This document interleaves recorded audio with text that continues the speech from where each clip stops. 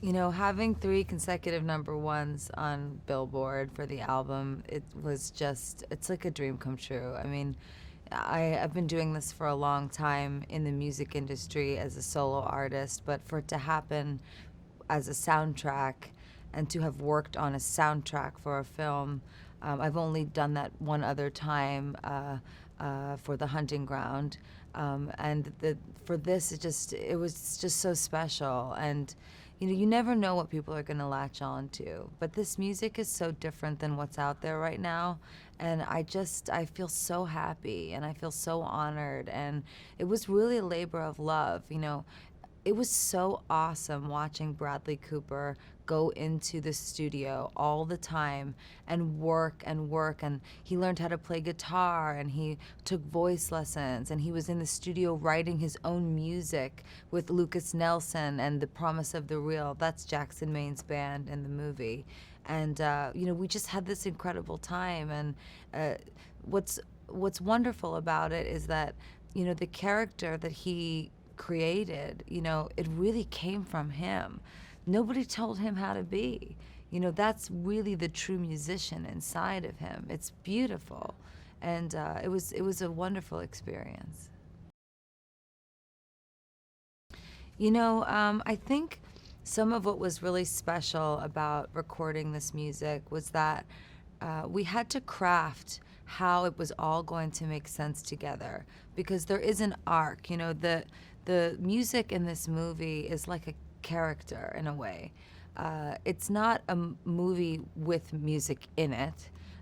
It is a movie about musicians that sing, you know, so it's a totally different thing. And we did it live every time that we did the takes. So, you know, what you're watching is a real, true, raw performance. But behind the scenes, when we were crafting the soundtrack, you know, what we thought a lot about was, you know, why these characters would sound the way that they did and how it would change. So I would say that the song that Jason Isbell gave us, Maybe It's Time for Jackson Maine, this was sort of like the center, the nectar of what Jackson's sound was going to be. And, you know, Bradley then, you know, orchestrated what Jackson would become and where it would go with more songs, like Black Eyes, for example.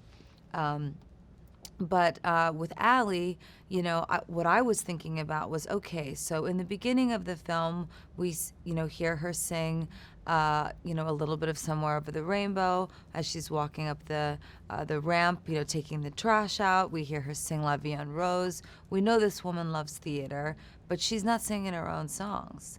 So when she starts to, you know, sing with Jack, she's so in love with him that she's influenced by his music. So I wanted, and Bradley wanted, and all of us really wanted as collaborators, for the music to sound like a woman in love with a musician that was inspired by his work. So, you know, the songs that you hear from Allie, like, for example, Always Remember Us This Way, they were inspired by Jackson's sound.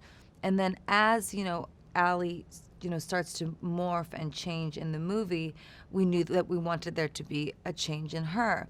So Rez, for example, comes into the picture in the film, the manager that sees this huge career for her, a big commercial success. And he introduces her to these urban pop producers. And her sound starts to shift, and it is totally different from what she was doing before. And what was nice is that we got to create that arc, and then the music, the change, became a challenge for her as her character, and it also became a challenge for their love.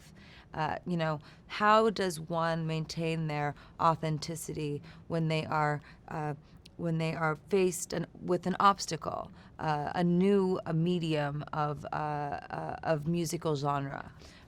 And then we see at the end of the film that she also transforms into something else after something very, very tragic occurs. What happens?